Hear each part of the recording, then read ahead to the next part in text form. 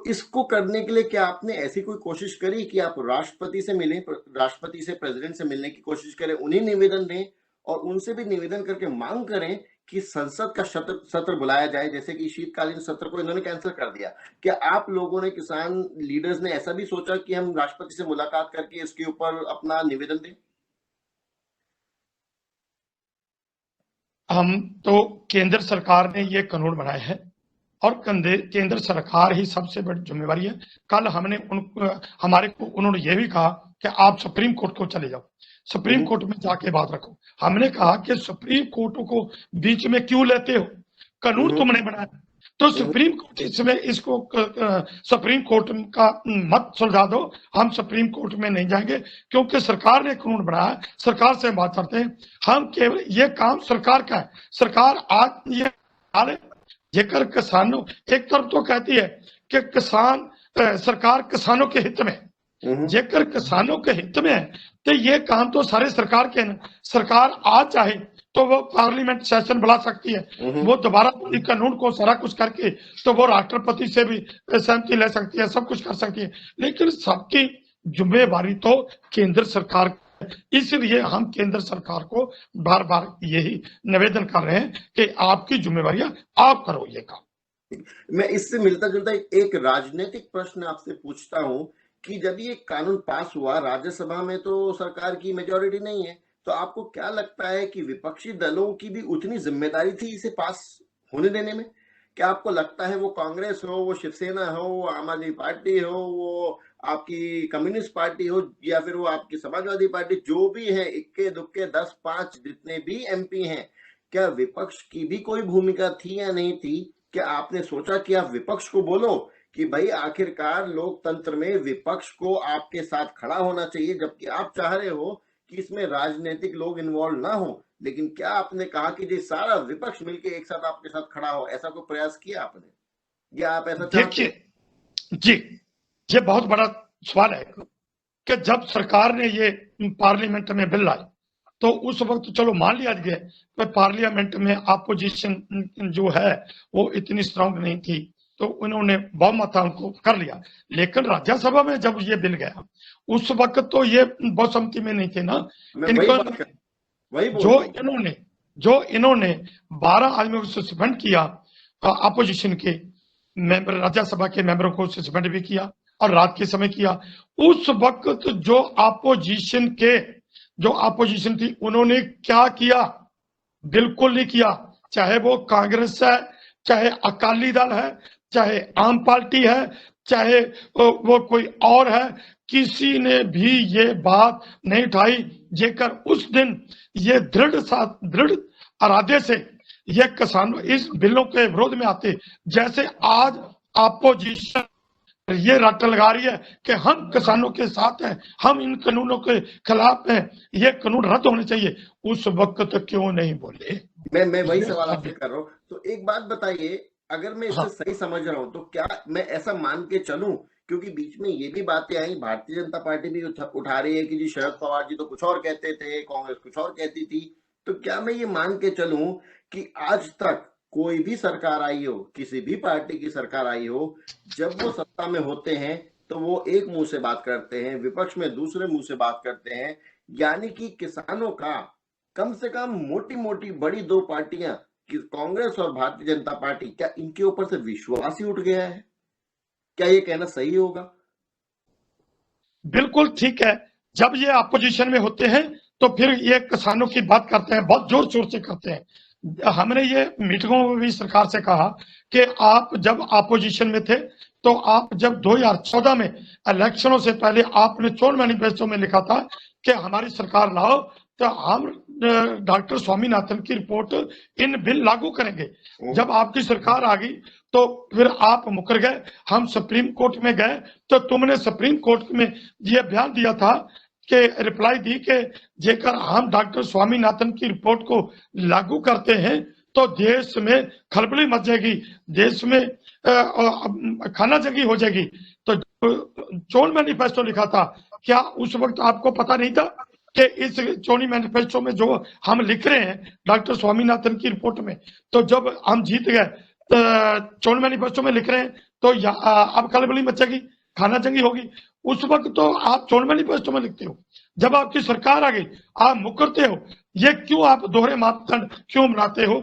इसी तरह 2006 में डॉक्टर स्वामीनाथन की रिपोर्ट आ गई थी सरकार के पास, लेकिन उसको दबाए रखा। कांग्रेस हो या बीजेपी हो या आम पार्टी हो या अकाली दल हो या कोई और पार्टी हो, तो सीपीआई सीपीएम हो, ये सभी लोग सरकार में शामिल होते हैं। लेकिन जैसे बात आज ये कर रहे हैं किसानों की, इन्होंने आज से पहले क्यों नहीं की?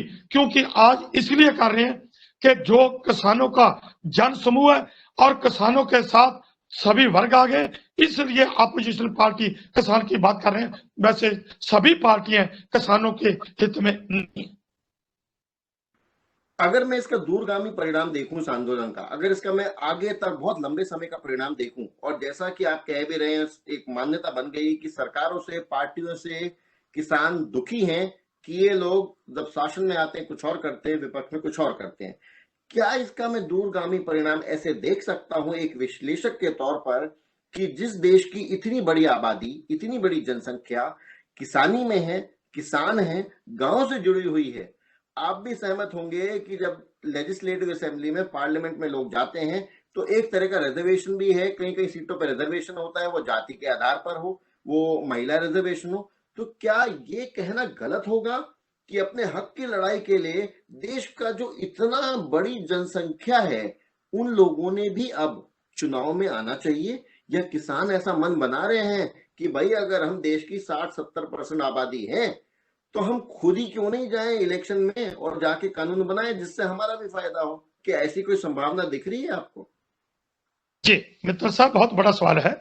लेकिन बात है कि जो आज हमारे पास सामने मुद्दा है, जो हमारे सामने जो है, जो एजिटेशन कर रहे हैं, हमारे को एक ही दिख रहा है। जैसे अर्जुन से पूछा था कि आपको मच्छी दिख रही है, तो उसने कहा मेरे को मछली नहीं, मेरे को मछली की आंख दिख। हमारे सामने सबसे पहले ये है कि हम इन तीनों कानूनों को रद्द करें, एमएसपी पूरे भारत में लागू करें। इससे हमारा, इससे ज्यादा हम कोई सोच नहीं रहे। इसके बाद की वो बात की बातें हैं, आज हमारे सामने बस इतना ही। अच्छा, अब मैं इससे एक थोड़ा अलग प्रश्न पूछता हूं, आप नाराज मत होना। मेरा प्रश्न ये भी है कि जब मैं टीवी पे देखता हूँ, न्यूज में देखता हूँ, वो उस मीडिया का क्या नाम है, कुछ कुछ किसान नेता बहुत मुखर रूप से आगे आ रहे हैं, श्री वो राकेश टिकैत जी हों या कोई हो, कुछ 2-4 किसान नेता तो हर जगह कवर हो रहे हैं। उसके अलावा 32, 33, 34 किसान नेता जो इतने बैठे हैं, हर किसान नेता आगे आके अपनी बात क्यों नहीं रख पा रहा, या उनसे पूछा नहीं जा रहा? हम सब इकट्ठे हैं और जो हम फैसला वो कहते हैं छोटी कमेटी बनाओ, इसीलिए हमने कहा कि जाएंगे तो हम इकट्ठे। लेकिन बात जो है, सारे आदमी नहीं बोलेंगे, हम रौला नहीं करेंगे, ये किसी की बात सुनी ना जाए, इसलिए हमने आपने 3-4 जो वक्ता है उनको तैयार किया है। बोल सभी सकते हैं। जैसे आपने आपको मैंने दिखाई ये अखबार की खबर, ये मेरे पास, मैंने आपको खबर आपने और दूसरे नेता को दी। ये ऐसी बात बिल्कुल नहीं है। हम सभी एक जिंद जाने, आज की तारीख के हम इकट्ठे हैं और हमारा जो हमने निर्णय किया कि ये कम से कम प्रोग्राम लेके हम जो चल रहे हैं, इस पर हम इकट्ठे हैं और इकट्ठे रहे।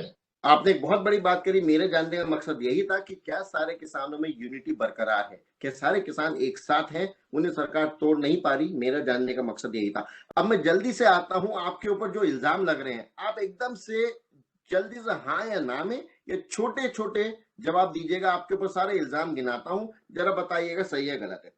एक सरकार की तरफ से एक बहुत बड़ा इल्जाम जो मैं सुन रहा हूं, प्रवक्ता हो या वो एक्सपर्ट्स जो दिखता है खुले में कि बीजेपी है, गवर्नमेंट के साथ में है, उनका यह मानना है कि ये आंदोलन मुख्यतः पंजाब और हरियाणा का ही आंदोलन है।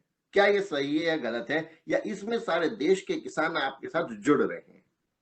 ये देश का नहीं, अब तो विश्व आंदोलन बन गया। जहां जहां भी बैठे हैं, ये सरकार हमारे पर झूठा इल्जाम वाली है, गलत है। आप आके देखिए।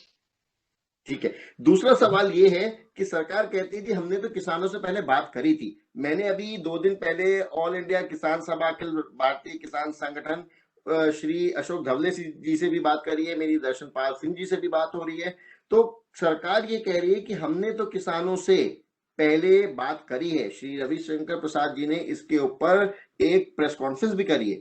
क्या आपने सारे किसान नेताओं ने सोचा कि हम बैठ के प्रेस कॉन्फ्रेंस करके पूछे सरकार से कि किनसे बात करी है, उनकी शक्ल तो लेके आए सामने?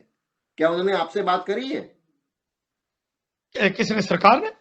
जी, कानून लाने से पहले ये तोहमत लगाई जा रही है कि हमने तो पहले पूछा था, किसानों से बात करी है, आज कैसे मुंह कर रहे हैं? बिल्कुल झूठ। हमने कहा बताओ किससे बात करिए, किससे बात करिए, हमने उनसे पूछा। ये बिल्कुल झूठा इल्जाम हमारे पर लगा रहे हैं। आप सारी किसान यूनियन के पास कोई न्योता नहीं आया था, कोई इनविटेशन नहीं आया था? कुछ नहीं, बिल्कुल बिल्कुल झूठ बोलते हैं, झूठा इल्जाम हमारे पर लगाते हैं।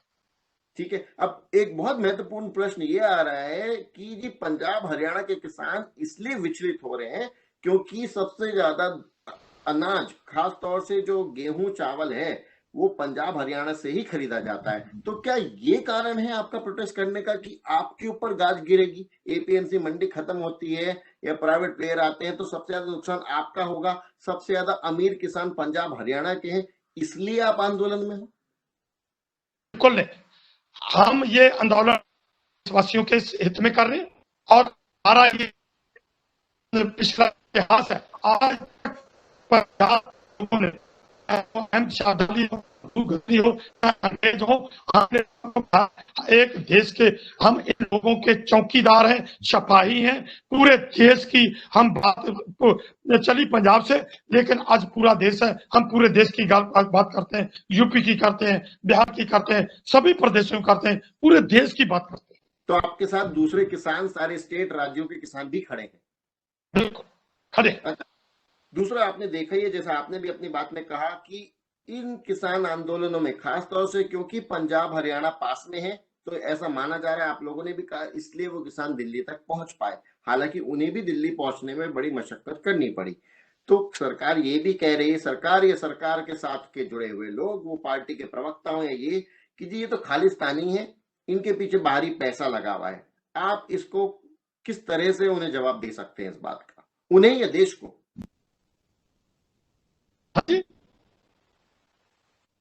आवाज बंद हो गई। मैं कह रहा हूं जी, सरकार या सरकार के प्रवक्ता, अलग अलग मंचों पे ये कहा जा रहा है क्योंकि खास तौर से पंजाब इसमें बड़ी संख्या में इन्वॉल्व है दिल्ली के आंदोलन में, क्योंकि पंजाब पास में है, कि जी इसके पीछे तो खालिस्तानी ताकतें हैं, इसके पीछे तो बाहर का पैसा लगा हुआ है। बिल्कुल नहीं, ऐसी बात नहीं है, क्योंकि हम पहले चले थे इसलिए हमारे लोग ज्यादा आ गए, उनको पता था।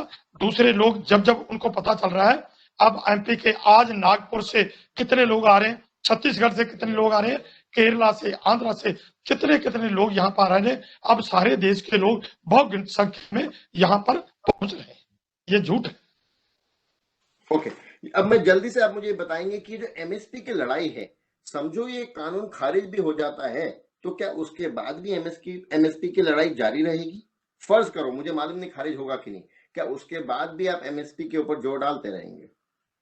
देखिए, ये साथ में ही चल रही है एमएसपी की जो बात है, ये चारों बातें हैं जिन पर हमारा एजिटेशन चल रहा है।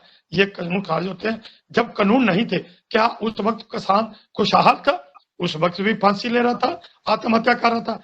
इस कानून के बगैर, कानून रद्द होने के बाद एमएसपी की बात और डॉक्टर स्वामीनाथन की रिपोर्ट की बात भी होगी। तो क्या मैं मान के चलूं कि आज की तारीख में भी किसान खुश तो नहीं है, तो क्या कोई नए कानून की आप मानते हैं? क्या किसी नए कानून की आवश्यकता है या कानून नहीं चाहिए बिल्कुल ही कोई नया? दोबारा? बलदेव सिंह जी, आपको आवाज आ रही है? हाँ, आ रही है। मैं कह रहा हूं कि आज की हालत में भी किसान खुश तो नहीं है, तो क्या आपको किसी नए एग्रीकल्चर रिफॉर्म, कोई नए कानून की आवश्यकता है या सिर्फ ऐसे ही स्थिति चलती रहे? बिल्कुल, हम ये चाहते हैं कि जैसे डॉक्टर स्वामीनाथन की जो रिपोर्ट है, उस रिपोर्ट को वो पहले तैयार हुई थी, आज से तो और भी ज्यादा किसानों के साथ जो मतलब के उनसे मिसव्यवहार, उनको कठिनाइयां आ रही हैं, उनमें भी संशोधन करना था। हम तो ये चाहते हैं कि डॉक्टर स्वामीनाथन की जो रिपोर्ट है वो लागू होनी चाहिए, हमारी ये मांग।